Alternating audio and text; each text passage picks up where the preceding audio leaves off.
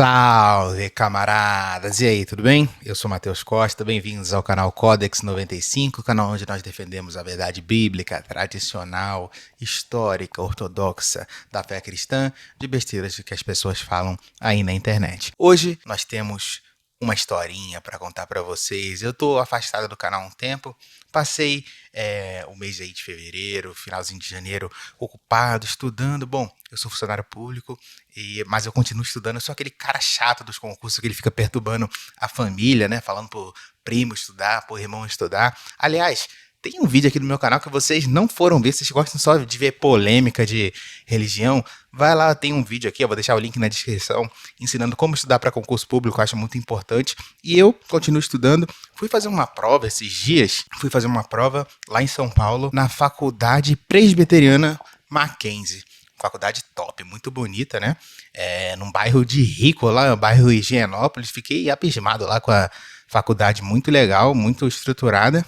E quem já fez concurso sabe que você chega na faculdade, fecham seus portões, você fica lá uma meia hora quieto com seus pensamentos, aguardando o início da prova, né? E eu estou lá nessa faculdade presbiteriana, passa essas meia hora eu ali pensando, olhando para o nada, quando me bate a cabeça. Caramba, faculdade presbiteriana, Calvino. Caraca, o calvinismo é satânico. Cara, o calvinismo realmente é maligno, cara. Para quem não conhece as crenças calvinistas e você vai se deparar com a verdade da Bíblia, você vai se ver abismado com a realidade do quão cruel é o Deus calvinista. Sim, para mim, o Deus de Calvino é o próprio diabo. E é sobre isso que nós vamos conversar hoje rapidamente. Lembrando que isso aqui não é um ataque aos nossos irmãos presbiterianos, tá? Por mais que eu tenha divergências religiosas, eu tenho muito respeito e até admiro a fé, o empenho do evangelismo presbiteriano, a forma como eles estudam. E lembrando também que quem é titular de direito são as pessoas, tá? Pessoas merecem respeito. Ideias não merecem respeito. Ideias, ainda mais ideias erradas e malignas, como as ideias de João Calvino, merecem e devem ser combatidas ainda mais à luz da verdade bíblica. E como os nossos irmãos presbiterianos são irmãos que gostam muito de Bíblia, gostam de se aprofundar no estudo da palavra e são muito estudiosos, muitos presbiterianos se tornam católicos, a gente vê uma grande conversão em massa desses irmãos, né? Vamos falar hoje, baseados exclusivamente na Bíblia, para tratar de dois pontos críticos da teologia calvinista. Mas antes, deixa o seu like aí, inscreva-se no canal, ativa o sininho das notificações para você não perder nenhum vídeo aí do nosso canal, beleza? Bom, dois pontos são críticos dentro da teologia calvinista, né? Que os nossos irmãos presbiterianos, eles subscrevem, assim como batistas reformados e alguns outros grupos, né? Podemos citar outros, mas vamos citar dois aqui em particular hoje. Expiação limitada e predestinação eterna ao inferno. São duas coisas que, quando você coloca na ponta do lápis e pensa e compara com a revelação de Jesus Cristo, com a personalidade do Filho, do Pai, do Espírito Santo, que são declaradas na Bíblia, você vê que há uma incompatibilidade total entre essas ideias, certo? Primeiramente, eu gostaria de tratar da ideia da expiação limitada. Os calvinistas, nossos irmãos presbiterianos, batistas reformados, acreditam que Jesus não morreu por todos. Aqui no canal a gente fala muito da crença das testemunhas de Jeová, né, onde eles dizem que Jesus não é mediador de todos os cristãos, né, só de um grupo seleto. Da mesma forma, os calvinistas, né, eles acreditam que Jesus não morreu por todo mundo. Eles acreditam de uma forma limitada de expiação. E isso está em completa contradição com o que a palavra de Deus ensina. Vamos ler um texto clássico aqui. Eu vou usar a minha tradução Almeida, que é uma tradução que os nossos irmãos presbiterianos admiram, gostam muito. Eu também gosto, tá? Da tradução Almeida, por mais que seja uma tradução muito utilizada no meio evangélico. Vamos abrir aqui João 3,16, um texto célebre. Então aqui, o Evangelho segundo São João, capítulo 3, versos 16 e 17, diz: Porque Deus amou o mundo de tal maneira que deu seu Filho unigênito, para que todo aquele que crê não pereça, mas tenha vida eterna. Porque Deus enviou o seu Filho ao mundo, não para que condenasse o mundo, mas para que o mundo fosse salvo por ele. Bom, Como nós podemos ver aqui, São João foi bem enfático ao utilizar a palavra o mundo para destacar o alcance universal do propósito salvífico do sacrifício de Cristo. Quando Calvino postula que o sacrifício de Cristo ele possui uma abrangência limitada para apenas os eleitos, ele está contrariando uma das verdades mais célebres e mais maravilhosas da Bíblia. Está tornando Deus como uma pessoa parcial, como escolhe uns e descarta outros, o que é totalmente incompatível com as características que nós conhecemos de Deus por todo o Evangelho, por toda a Escritura. São João ainda foi mais específico na sua primeira carta. Vamos ler a primeira carta de João, capítulo 2? 1 João, capítulo 2, o verso é o 2. Ele, no caso, Jesus Cristo, né? Ele é a propiciação pelos nossos pecados, e não somente pelos nossos próprios, mas também pelos do mundo inteiro. Então veja, São João está falando aqui sobre os cristãos, os supostos eleitos que os nossos irmãos calvinistas acreditam, e ele faz uma distinção entre os cristãos e os não cristãos e diz que o sacrifício de Cristo é propiciatório não só pelos cristãos, não somente por nós mesmos, não somente pelos pecados dos cristãos, mas também pelos do mundo inteiro. Então, basicamente, essa noção de que existem duas classes de pessoas, eleitos e não eleitos, que recebem ou não recebem as bênçãos do sacrifício de Cristo, ela é completamente descartada aqui por São João, porque ele colocou ambos os grupos, nossos pecados e os pecados do mundo inteiro, dentro do mesmo grupo que recebe a salvação, o beneplácito, o perdão de pecados pelo sacrifício do Cristo. E esse ponto de vista foi reforçado mais uma vez por São Paulo. Vamos ver o que São Paulo falou em 2 Coríntios, capítulo 5, os versos são 14 e o 15. Pois o amor de Cristo nos domina, porque reconhecemos isto. Um morreu por todos, logo todos morreram, e ele morreu por todos, para que os que vivem não vivam mais para si mesmos, mas para aquele que por eles morreu e ressuscitou. Então veja, se todos morrem, não são somente os eleitos que morrem, né? Os pecadores, os que não são cristãos, os não salvos também morrem. Se esse todos aqui abrange os não eleitos para dizer que eles morrem, então, quando diz que Jesus morreu por todos, esse todos também, que está na mesma frase, no mesmo contexto, no mesmo autor, a mesma palavra, necessariamente significa todos sem exceção.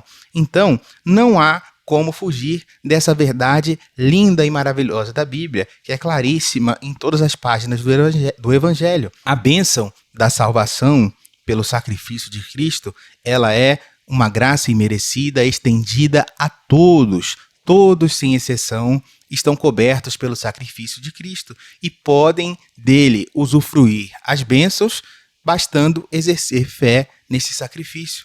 A todos está estendido essa bênção. Não existe um grupo fechado, premeditado, pré-concebido de eleitos, né? Então, nós podemos descartar de plano essa ideia completamente incompatível com a graça imerecida do nosso Senhor Jesus Cristo. Com isso em mente, a gente pode falar do segundo ponto crítico da teologia calvinista, o segundo pedra no sapato daqueles que procuram a verdade e acabam caindo nos contos de João Calvino, né? Que é a predestinação ao inferno, né? Nós cristãos, a maioria dos cristãos tradicionais, seja de tradição católica, tradição ortodoxa, tradição luterana ou dos protestantes aí, a maioria, né, dos pentecostais, quando você pensa no crente, né, tradicional aí e quando você fala crente, o crente que você imagina, todas essas pessoas, todos esses grupos têm em mente que para servir a Cristo você deve fazer uma escolha. Servir a Cristo é uma questão de escolha, depende do seu livre-arbítrio. Mas na teologia calvinista não existe livre-arbítrio. tanto os salvos quanto aqueles que estão prometidos ao inferno, prometidos à perdição, eles já foram assim escolhidos por Deus desde antes da fundação do mundo. Sim, é Deus quem escolhe as pessoas que vão para o inferno. Deus já, antes de você nascer, sabe se você vai para o inferno ou não. E não há nada que você possa fazer para mudar esse fato. Isso parece para você razoável? Isso parece para você compatível com um Deus misericordioso? Parece para você compatível com o ser maravilhoso que você lê nas páginas desse livro, que fez o sacrifício supremo por você? É interessante que essa ideia de que Deus tenha premeditado a perdição de alguns, ela pode ser facilmente refutada nas páginas da Bíblia. Veja algumas passagens da profecia de Ezequiel, que elas refutam completamente essa ideia. Vamos ler Ezequiel? Olha o que diz aqui a profecia de Ezequiel, no capítulo 18, no verso 23. Vocês pensam que eu tenho prazer na morte do ímpio? Diz o Senhor Deus. Não desejo eu muito mais que ele se converta dos seus caminhos e viva? Ora, se Deus predestinou o ímpio para o inferno, como é que ele pode dizer que deseja que o ímpio se converta dos seus caminhos e viva?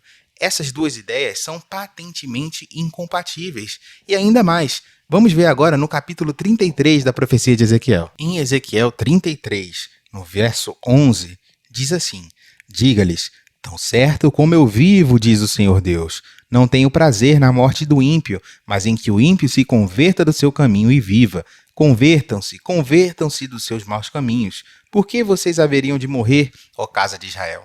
Então, somente nessa profecia, em dois trechos claríssimos das palavras de Deus, por meio da boca do profeta Ezequiel, nós temos evidência clara que o arrependimento e a escolha são faculdades do ímpio, poderes de escolha que o ímpio tem.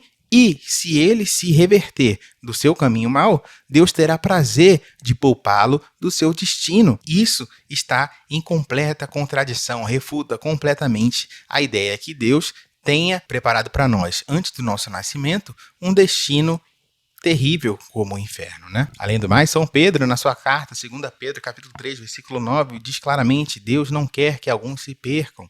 Então, e que ele tem paciência para que as pessoas alcancem o arrependimento.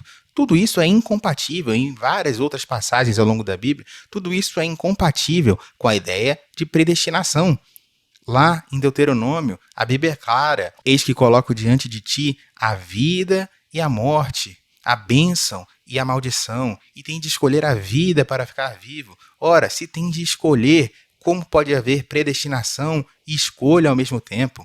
Essas duas ideias são logicamente incompatíveis. E isso também, assim como o sacrifício de Jesus Cristo, que se estende a todos nós, é uma bênção maravilhosa da parte de Deus, pois a faculdade de escolha é uma dignidade que Deus nos dá, é um respeito que Deus nos dá, porque Ele não quer seus servos como robôs. Ele nos dá a oportunidade de demonstrar seu amor, demonstrar nosso amor por Ele e escolher o caminho certo e colher os frutos da nossa livre iniciativa.